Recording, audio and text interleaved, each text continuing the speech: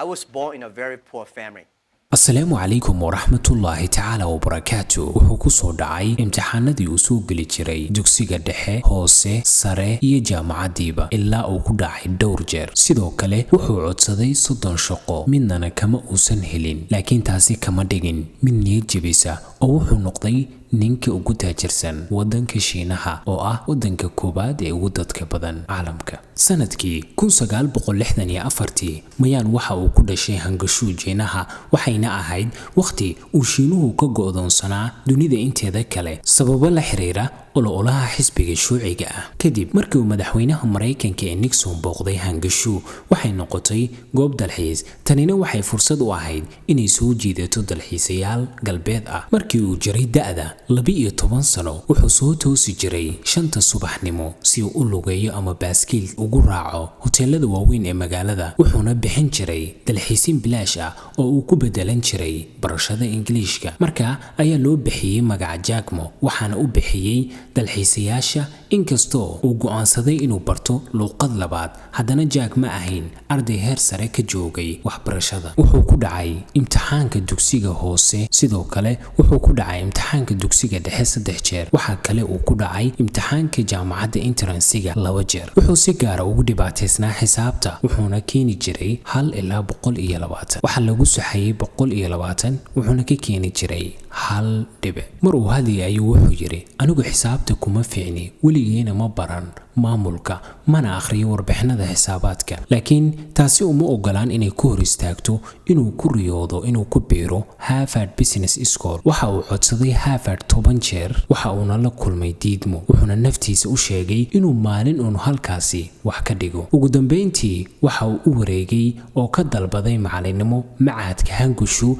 ee macalinimada waqtigaasi oo lagu tirin jiray macadka ugu xun ee magaalada waxa uuna ku dhacay imtixaankii entrance-ga 2 jeer isku daygii saddexaad ayuuna ku baasay ugu dambeyntiina wuxuu ku guuleystay inuu shahaadada koobaad ee jaamacadda ka qaato ee Ingiriiska markii uu qalin jebinayay madaxweynaha jaamacadda ayaa albaabka ku joojiyay Jack waxa uuna Jack ka codsaday inuu ballan qaado inuu ku dhaganaan doono macalinimada muddo 6 sano ah Jack waa uu ka warwareegay markii hore laakiin waa uu ogolaaday fursado badan ayaa u soo gelayay laakiin waxa uu oofinayay ballantii waxayna Jack arintaasi bartay sida loo noqdo macallin wanaagsan iyo sida loola xidhiidho ardaydiisa 6 sano kadib uma aysan cadeyn waxa uu doonayay inuu ka sameeyo noloshiisa Jack waxa uu abalay-gareeyay 30 shaqo oo kala duwan dhammaantoodna waa ay diideen markii KFC timid Shiinaha 24 qof ayaa shaqada abalay-gareeyay ama codsatay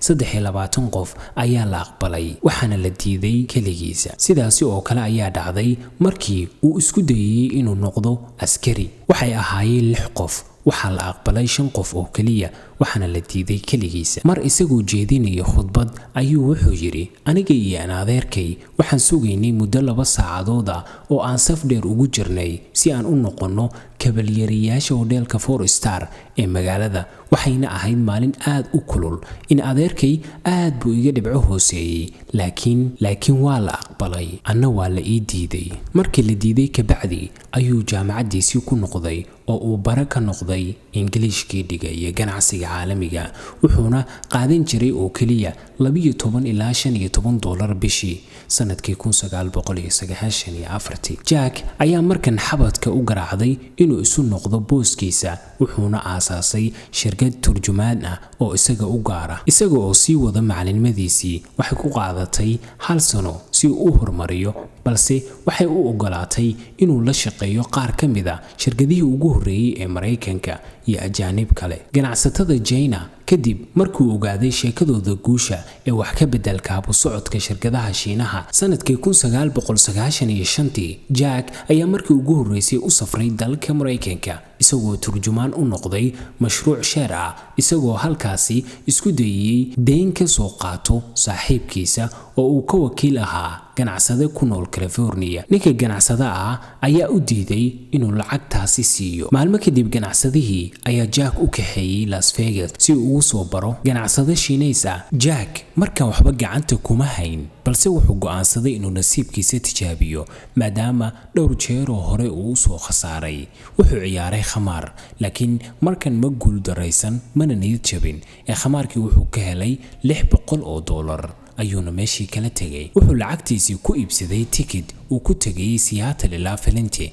isagoo dhammaan waxa uu watay ka soo tagay. wuxuu yiri waxay ahayd waaye aragnimo aad u xun, mar walbo aan ka fakar la'aana waxaan galaa qarow. intuu joogay Seattle wuxuu booqday saaxiib uu lahaa wuxuuna arkay bookcase cawlan oo meesha saaran. Jack ayaa weydiiyay saaxiibkiisa war waxan waa maxay, wuxuuna ugu jawaabay waa computer shida oo isticmaal sida doontid. kadibna Jack wuxuu galay internetka wuxuuna ku qoray beer. waxaa loo soo bandhigay natiijooyin wadamo kala duwan ah. haddana wuxuu weydiiyay Jaina laakiin waxba ma soo bixin. markaas waxaa dah laga qaaday Netscape waxaana jiray kaliya Yahoo. dad yar ayaa fahansanaa markaas internetka iyo muhiimadiisa. Jack ayaa go'aansaday markan inay tahay markii Shiinaha internetka. ugu dambeyn kadib markii uu ku qanciyay 17 kamid asxaabtiisa kale inay maal gashtaan oo ay ku biiraan ganacsiga cusub ee e-commerce-ga Alibaba, shirkadu waxay ka soo bilaabatay